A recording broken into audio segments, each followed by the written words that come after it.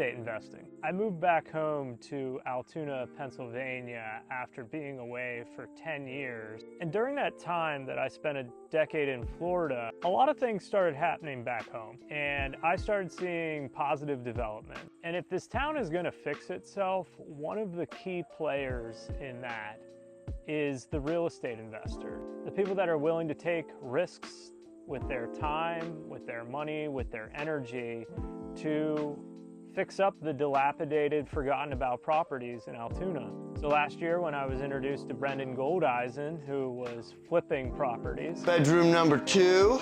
I thought this is exactly the type of person that is going to fuel the revitalization of this town. Before Parlor Doughnuts opened up, he asked me to start showing off the progress they were making on the commercial property so that we're building anticipation to the opening. So if you live in Altoona, you've probably heard of Parlor Doughnuts, and I'd like to think I played a small role in the lines that wrapped around the building on opening day. We had put out about 30 videos letting the world know that this was coming to our town. We put videos on TikTok, Instagram, Facebook. Parlor Doughnuts Altoona now has 15,000 followers. And I would show any potential client Brenden as an example of somebody that understands the power of social media.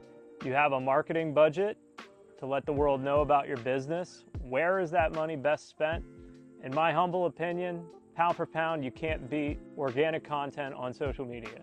The algorithms are so sophisticated now that they will put the video that you create in front of the audience you're hoping to reach. I actually saw an advertisement on Instagram, and that's what led me to come here. I saw the hype on social media and decided to come check it out. I've been watching this for literally a month, and I got so excited, and I saw that it was grand opening, so I had to come. We've been watching it on Facebook for a while, so when we saw it open today, we were super excited to come out. And someone else that understands the value of social media marketing?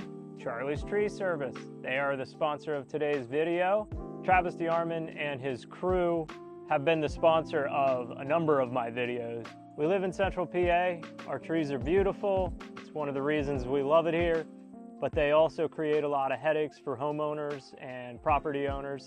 Whether you have storm damage or you just want to protect your home ahead of the storms, give them a call.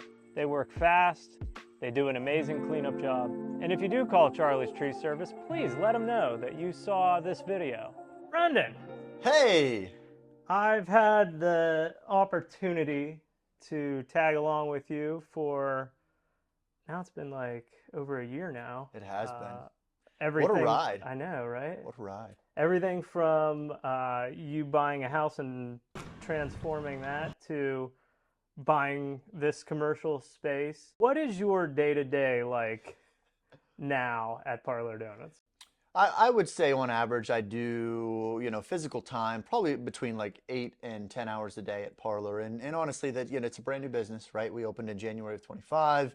Here we are getting ready to roll into the winter of 25. So we're not quite yet at a year. So it still needs coddled, it still needs loved, and that's me. That's my job. So my day-to-day, right now on average, I'm getting up somewhere around 3:30 in the morning. I got a really good team surrounding me, but the majority of the work starts early. Yeah. It's usually me and another individual, if not just one individual. And we're turning around anywhere from a slow day, maybe like 350 donuts upwards to 1,200 donuts before 7 a.m. So that's an average day at Parlor Donuts. Obviously, real estate is, in fact, my passion. You got to find something that wakes you up in the morning, right? And when that alarm goes off, something that actually like inspires you to wake up with passion, with fire, right? So I'm sure you've heard me talk about, Parlor or this or that. But at the end of the day, real estate is really my focus and my fixation. So in general, I like to always be searching for the next deal, whatever that might look like, whether that's a flip, whether that's a buy and hold, whatever the case is. We like them nasty. We like them dirty.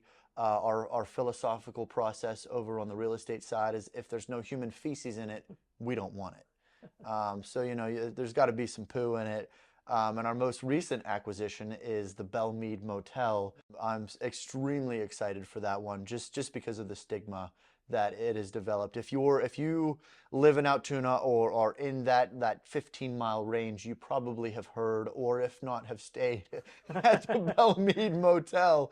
Rent by the hour. You let your imagination run wild. So we're going to take that and we're going to turn it into long-term efficiency apartments, specifically targeting individuals, single individuals, or maybe an older couple that's really looking to downside. They are smaller units.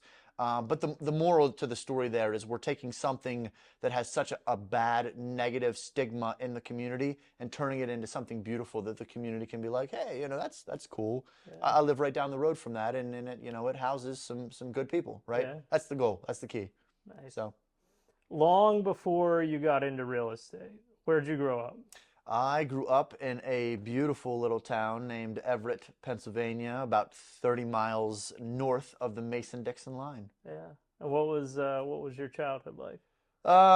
So I'm not diagnosed, but I definitely have a touch of ADHD, OCD. So my childhood in general is somewhat blurry. I can depict very, very small memories, but folks, my mom, my grandparents, my uncle, my aunts, folks that surround me, they'll like talk to me about a specific time, and I'll be like, I have no idea what you're talking about. I have no clue.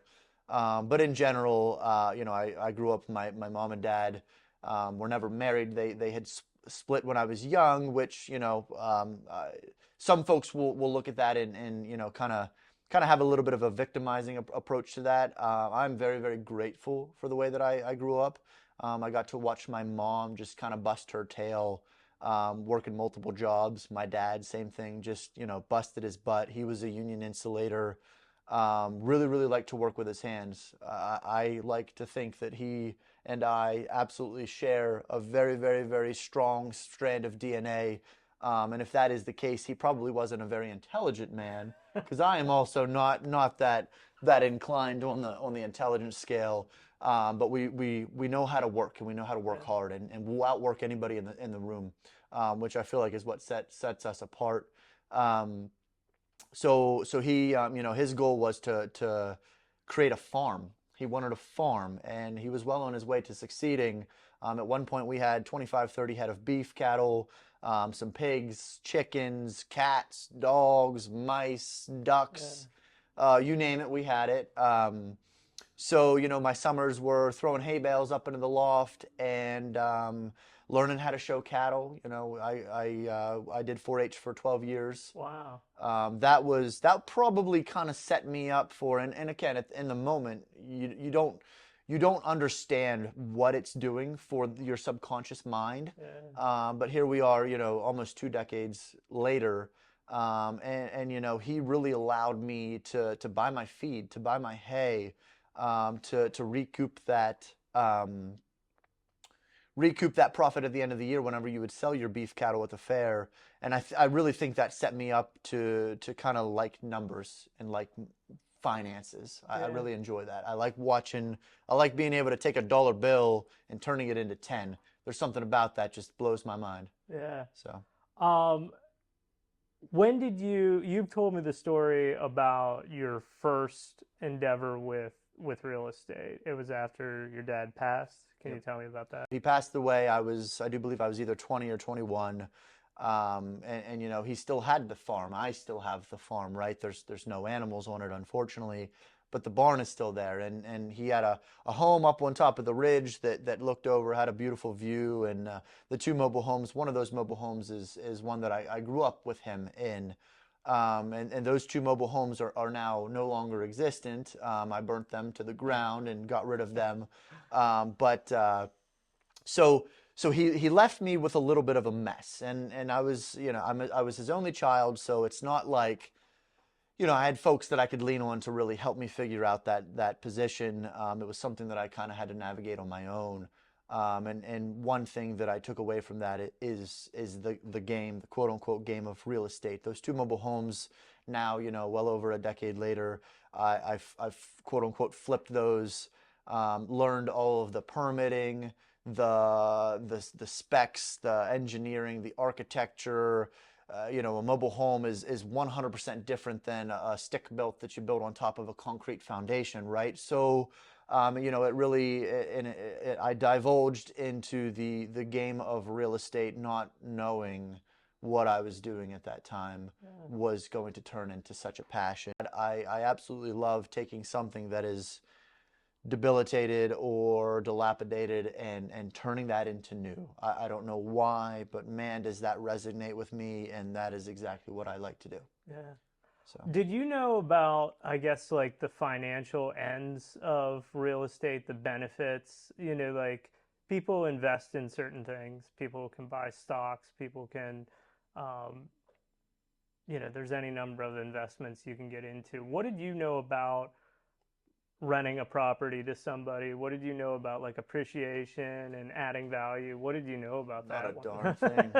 Not a thing. No. Really shot from the hip there, and what I mean by shooting from the hip is I had no freaking clue. And again, you know, you really don't. At that point in my life, I had just graduated college. I just graduated from Penn State Altoona with a 4-year bachelor's degree in nursing. I just very, very fresh out of nursing school, started immediately into the Altoona ER. And I was really, really enjoying myself. My now wife, at the time girlfriend, was kind of playing sleepover with me. She had lived in Petersburg, and we both worked at the Altoona hospital, so it just made sense for her to stay with me. It was very, very, very quick drive from the house to, I had lived in Altoona at that point. So, you know, it was an easy commute, and we were just really enjoying ourselves. We had 2 kayaks. I had a newer Toyota Tacoma. I had my dog Reno, and I mean, we were just living life. 2 young individuals with a relatively decent income, and a lot of time on our hands, and we were just really, really enjoying ourselves, learning each other, experiencing life with each other.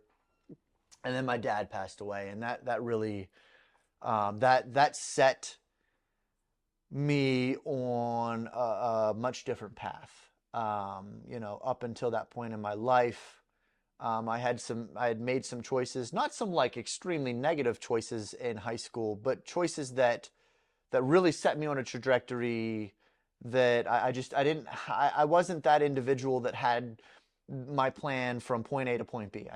That wasn't me at the time. I had goals and I had ambitions, and I'm still me. I was still crazy. I'll never lose that. But I didn't really think I was ever going to go to the military. I joined the military right out of high school. That set me up in a different direction. I actually experienced a good bit of depression when I joined the military, just because I had never been away from home. Nobody knows how you're going to experience that, and I definitely was slightly depressed. I really had a good friend group, and I really enjoyed my family and whatnot in life. So, you know, leaving to the military, that definitely took a little bit of a mental toll. So when I came back, you know, I had decided to go to college. You know, again, met my girlfriend, and I was just grateful. I was super grateful to be back home, be in a position where I felt comfortable. You know, everything seemed to really be going to plan.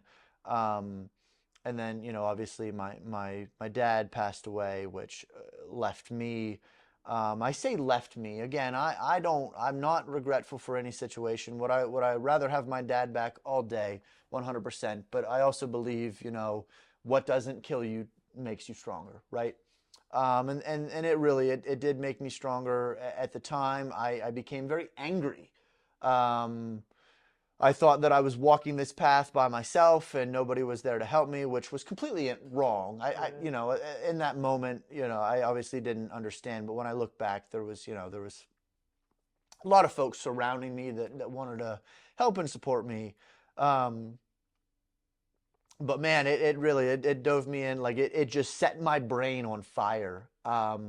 Like I was just saying, at that point in my life, I was very, very, very happy-go-lucky, living the life. Like we were going to do some major traveling. We wanted to go to Europe. We wanted to go to Hawaii. We wanted to go to Puerto Rico, the Dominican. We had plans to just travel. Why not? You know, we're making decent income, no strings attached really, 2 kayaks and a Toyota Tacoma, and we were rolling down the road, right? So, you know, this scenario in life was a key pivot that, you know, now that I look back, I'm aware of. And it, you know, it allowed me to deep dive into real estate. And that has really set me as to why you and I are sitting here having this conversation today. Yeah. So we have the two down there. Correct. And what is the reason for expansion at that point? Wow, that's a great question. So I had purchased a property. So, you know, you had asked me, like, what did you know about real estate and the benefits and appreciation and depreciation and all that? Nothing, but I did know that it was an intelligent idea to own real estate, right? Yeah. So instead of renting when I went to college, I decided I was going to buy a home, and I did buy a home. It was a very small house. We bought it for $80,000, and I had ended up living there for about 3.5 years. When I say we, I mean my then girlfriend, my now wife, decided to move back to Everett to really kind of take over my dad's property. It needed a lot of work. It needed a lot of love. And my entire family at that point was still in Everett. So it just made sense at the time to move back to Everett. So what do I do with this property in Altoona? I sell it or I turn it into a rental property. And that is exactly what I decided to do.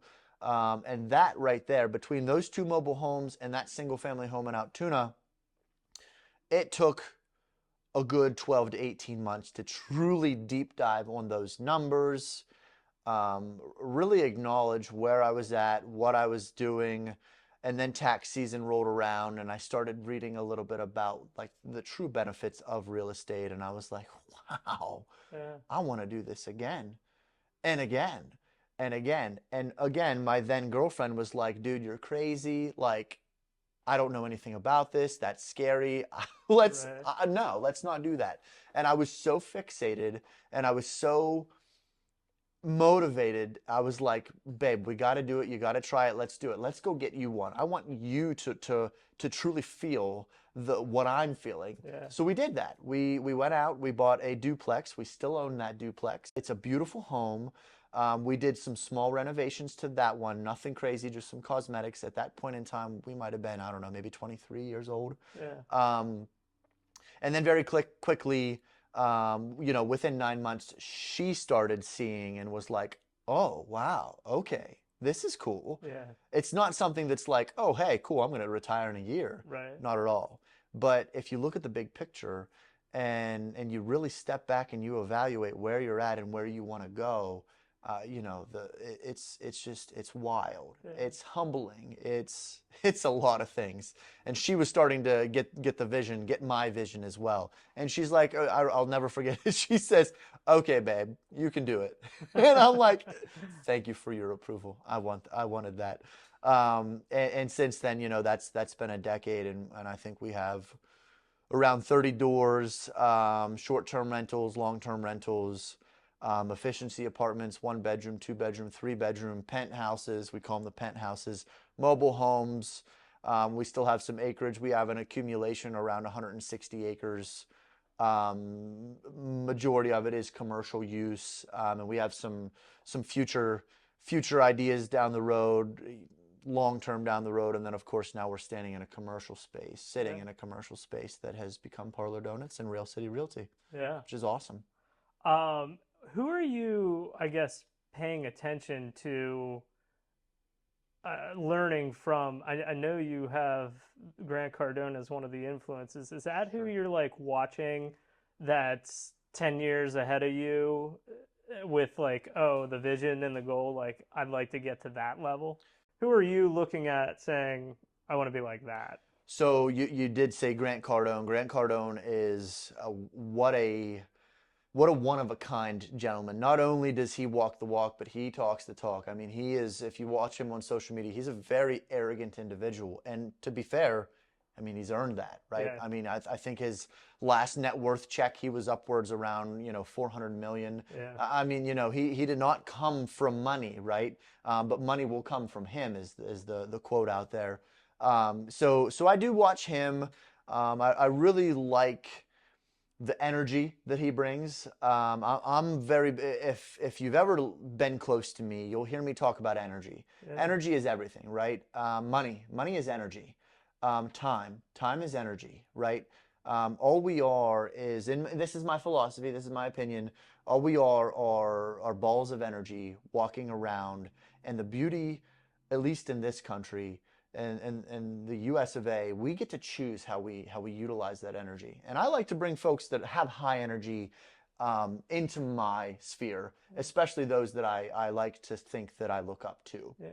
Another being which his, just the way that he carries himself is something that I really watch closely, is Alex Hormozy. Yeah.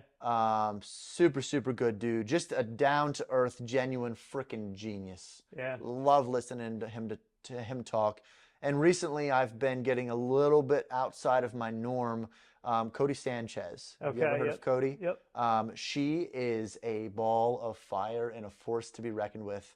So when you say, like, is there folks that you look up to and like kind of where you want to go and where you see yourself in 10 years, I don't necessarily think I look to them to be in 10 years, but I look to them for guidance as to, you know, energy and filling my cup, right? A lot of the times, the road that I'm walking down can be pretty lonely.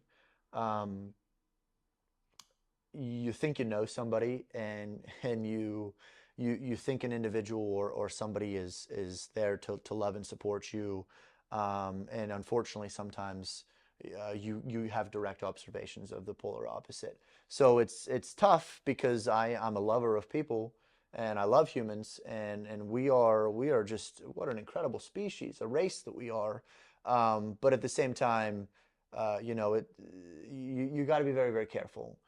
So sometimes when I need my cup filled up, I'll throw in the earbuds, and I'll toss one of these guys on, and especially I'm still in the reserves, and the majority of the time I'm driving to Pittsburgh, so that's about 2.5 hour drive. What an amazing opportunity for me to just disconnect from the world and listen to someone that also I feel shares a very similar energy and passion. So those are my people. Yeah. There's a couple others, there's sprinkles in there, but those are the really truly the main ones that I try to focus on, and helps me fill my cup back up. But who do I want to be in 10 years? I'm a big believer in manifestation.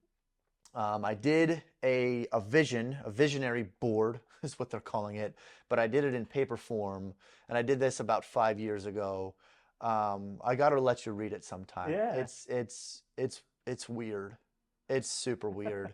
I mean, other than the donut shop, other than Parlor Doughnuts, I mean, I'm living the life that I predicted myself to live 5 years ago, which is like, wow. I mean, that just makes me give me goosebumps thinking about it.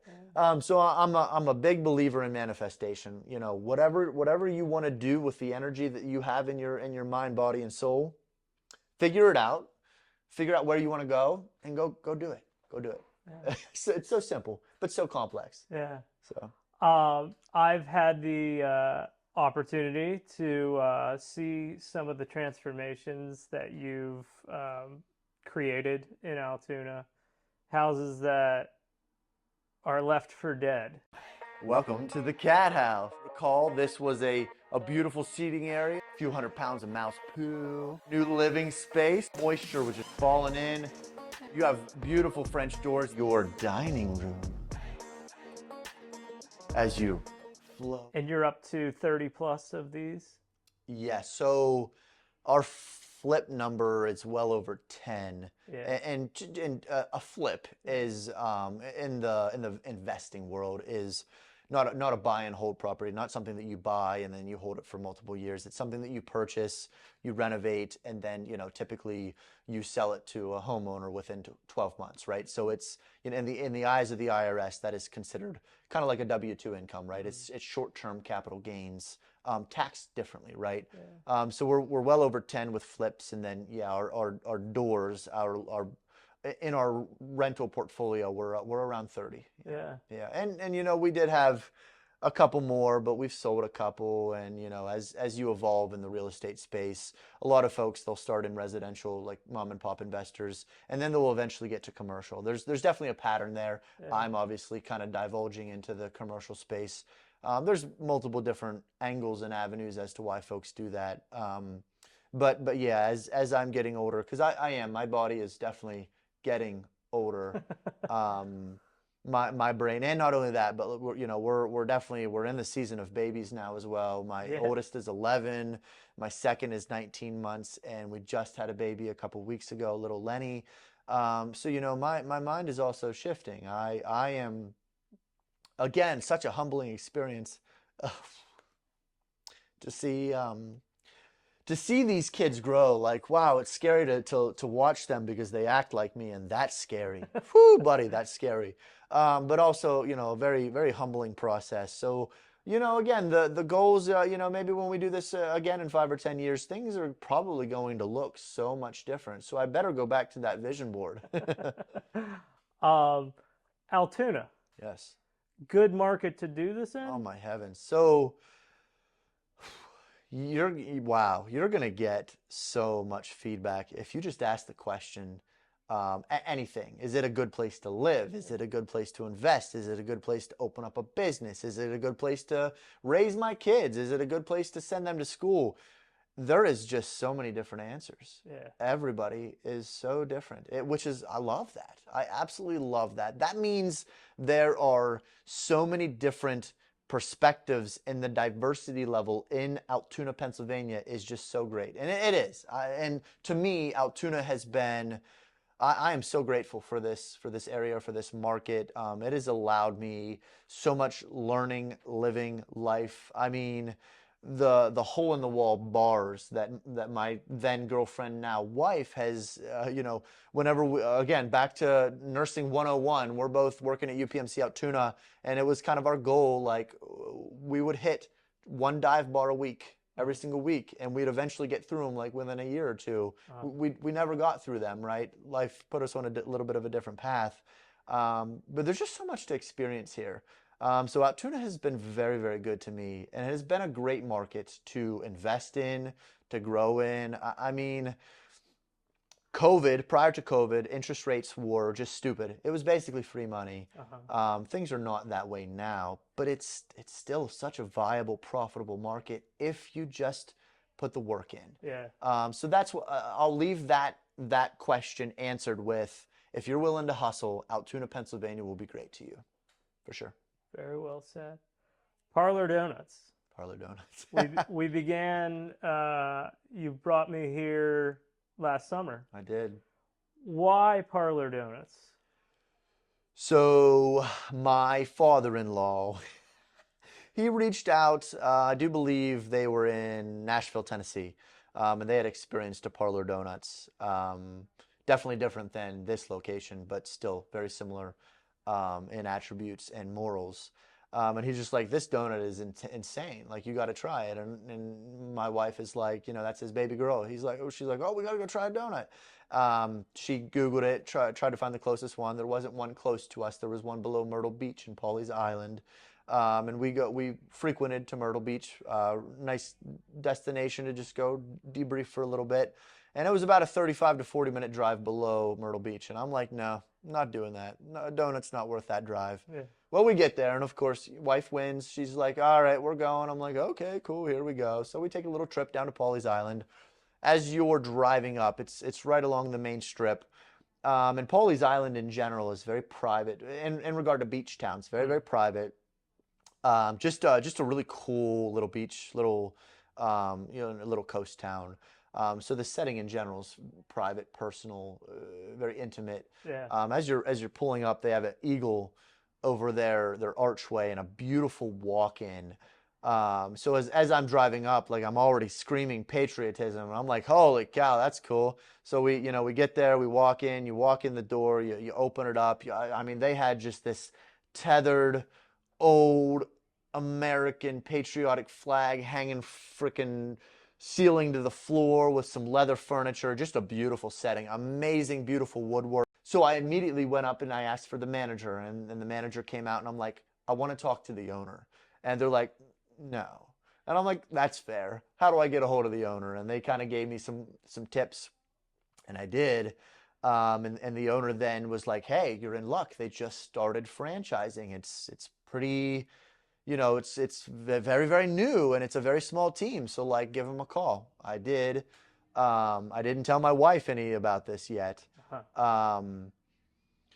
About 3 or 4 weeks into that process, I set up a phone interview, a FaceTime interview with our acquisitions team. His name is Paul. Paul's he shares the same intricate soul as me, only he was 80 years old and I'm this young buck over here. So man, we hit it off right away. Well, so my wife and I were actually going to Outer Banks for vacation, and I'm like, hey babe, by the way, we applied for a franchise for Parlor Doughnuts, and we have an interview while we're at the beach. And she's like, are you kidding me, babe? Like, really, we can't just enjoy one thing. You got to make it a business. I'm like, babe, like, this is what I've been looking for. Something that I can pour my heart and soul into, something that is community-based, good morals, good values, patriotism, supports the law enforcement and the fire department, and something that we can just grow with and enjoy and love. And she's just like, all right, whatever, here we go. So we get on that interview, and it was a very, very positive experience. About 4 months later, they had enough information, I had enough information, we were ready to pull the trigger. So it was about a 6-month turnaround process, and we did. We put ink on paper, we signed a contract. They're like, where do you want to go? And I'm like, I know exactly where I want to go. Let's bring this to Altoona, Pennsylvania. Altoona needs this. Altoona will thrive on this, just this community base. So that, I mean, that was kind of the starting, right? And then we had to find the space. And I'm telling you what, that was a heck of a process. And you got to kind of be involved in that situation. And we finally did find a space. And boy, do I love this space. And you were able to see kind of the start to finish. What an interesting, also, again, just another learning opportunity. And here we are sitting in Parlor now, being open 9 months later. And wow, it just, wow, has it turned into something. I mean, I had a vision for it, right? Yeah. But man, when a vision comes to reality, what a different, what a crazy perspective. It has become way more than what I initially envisioned for it. I knew that we were going to be, busy and community involved and just all these things that make Parlor what it is here in Altoona. But wow, it's just so much more. I mean, I've had the opportunity to meet some amazing human beings that I never would have ever met in my life. In our first 90 days of being open, we had over 30 different businesses come bring us food and gifts and flowers and congratulate us. And wow, what an opportunity to one, get involved in your community, and two, just understand the love and the value that is right here in Altoona, Pennsylvania. Like, I don't know. I mean, can I tell you that I'll be in Altoona, Pennsylvania in 40 years?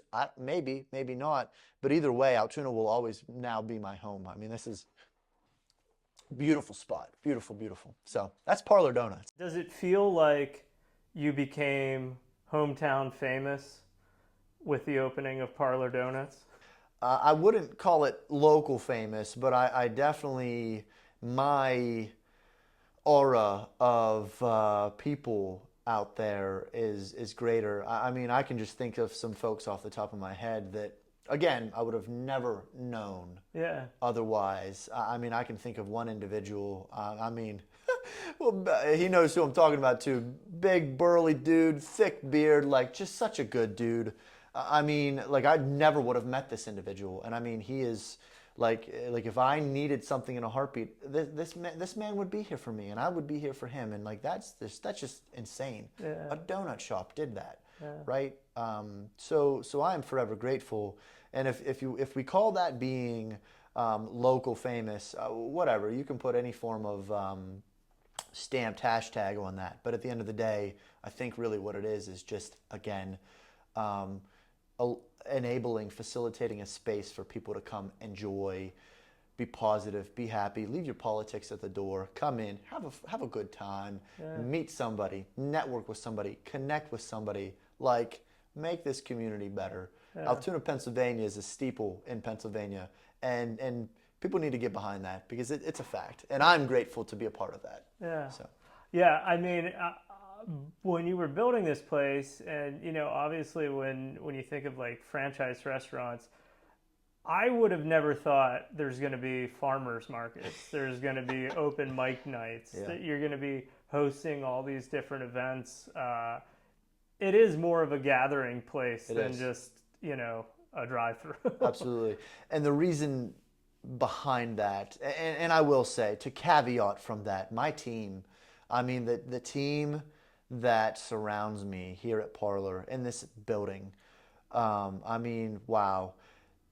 Two things, twofold. I'm a lot to handle. I mean, I am like up here 24/7. So for them to be willing to like handle me and handle my presence speaks volumes about them, for one. And two, I mean, I brought the vision and they're bringing the energy. I mean, they're kicking it out of the park. And again, every day is going to be a little bit different, and if an individual comes to Parlor Doughnuts and they experience anything other than high positive energy, well, then I apologize. Maybe my team was just having an off day, and we're all entitled to that too. But in general, I mean, this team has just set my soul on fire, and it is just another opportunity to fill my cup. And it's long days.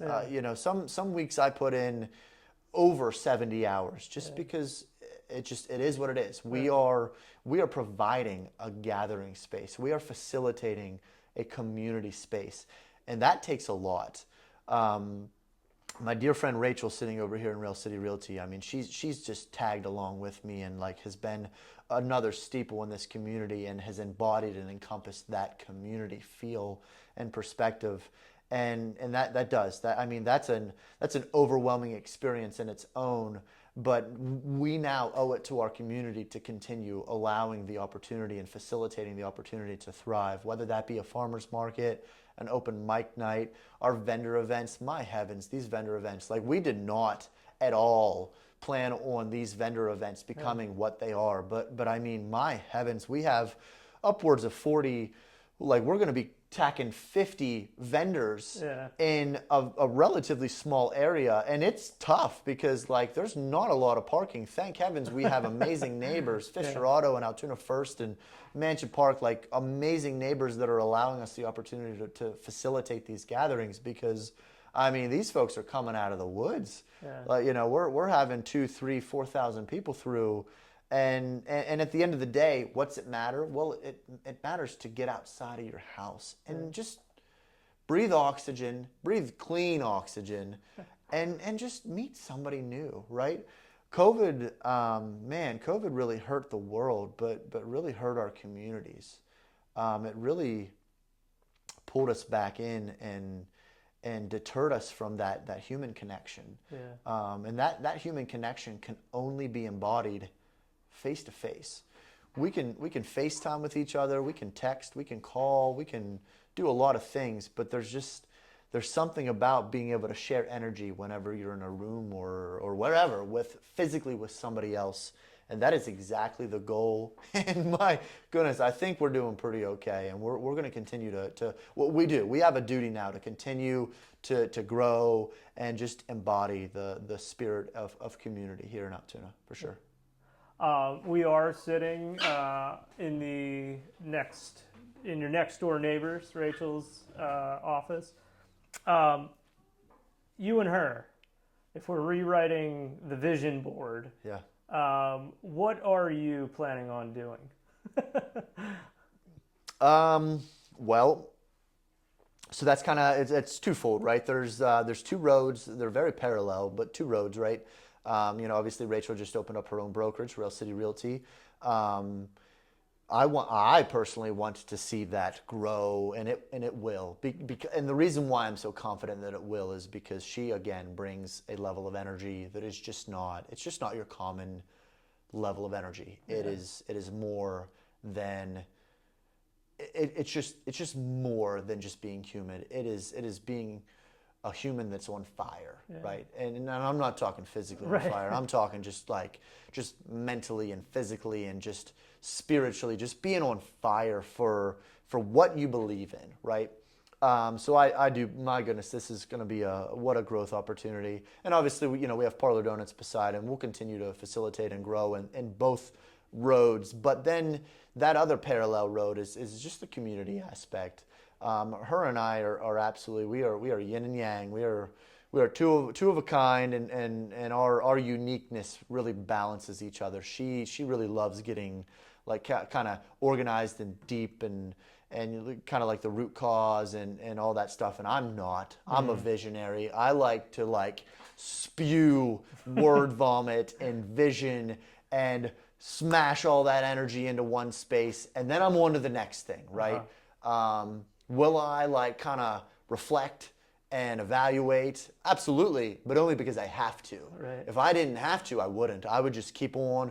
I do not look back. I look forward, and I beam. So those two personalities, man, do they clash perfectly with each other. Your family's growing. Yeah. I guess how do you hope you're remembered from your kids?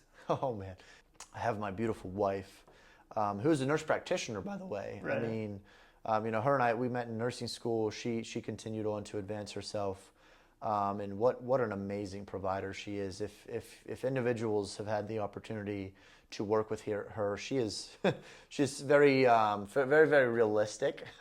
She is very accountable, and she holds you accountable, right? Which is something that you don't see a lot in healthcare right now. We live in a world where folks, they go to a doctor's office and they're just like, here's my problems, fix it. And she's just like, okay, well, we're going to fix it together. Because when we fix it together, you're going to feel like you were a part of fixing it. And you're going to, one, you're going to do it. And two, you're going to feel better about it. And you're going to feel like you accomplished something about your own health. Right. So, my goodness, she loves to just put me in my place. She more intelligent than I, and probably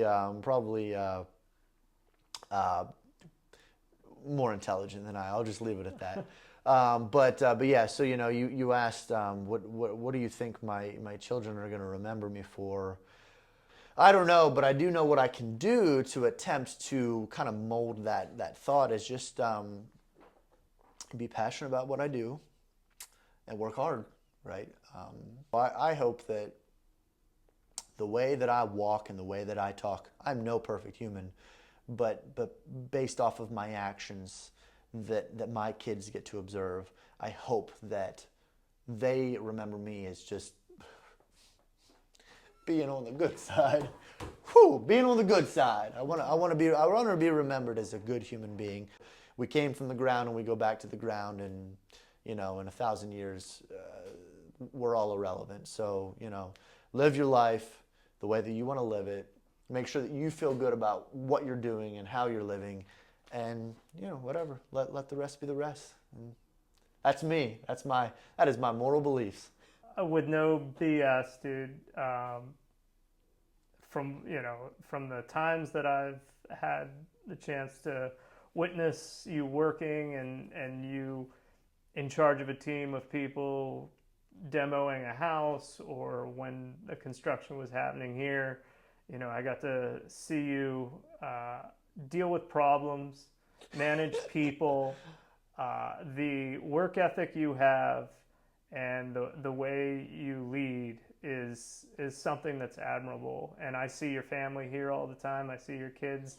They're involved. Like, they're constantly at these things. So I wanted to do this because I think you're somebody that's worth emulating. Well, thank you so very much. On that point, this is something that I hope I can reflect on in some years down the road. So I'd like to leave myself with a message. Yeah. Very, very humbling. I'm getting emotional because, again, wow, what an opportunity. And thank you for capturing it. Gee, Willikers, you're killing it, dude. I'm grateful to have met and I get to work with you. But my message to myself would be, just be more patient. Patience is tough. It is. Man, energy is everything. Morals are everything. Discipline, honesty, trustworthiness, a hard work ethic. But man, do I lack in the patience category. And children are definitely helping me with that. Beautiful. But man, if I could tell myself something in 5 years that I need to focus on right now, and I hope that in 5 years I've achieved that, and then in another 5 years I need to achieve even more, is just being patient. Just, we started this conversation and I was talking about, prior to my dad passing away, 2 kayaks, a Toyota Tacoma, a beautiful girlfriend, and a dog just rolling down the road, just living happy-go-lucky. And I reflect on that, and my mindset and my characteristics and my drive has just dramatically changed since then. And I like to think that there's not necessarily some negative in that, but there's a lot of subjective thoughts that goes through my mind when I think about that, because ultimately at the end of the day, I need to get back to that, right? Again, what a pivotal moment. It has set me on a trajectory to view the world the way that I view it and to work the way I work. But also a humbling opportunity to remember you have to be very, very selective on your time, right? And I'm 30 years old. Brenden, when you're 35, I'm sorry, I'm 31. Woo!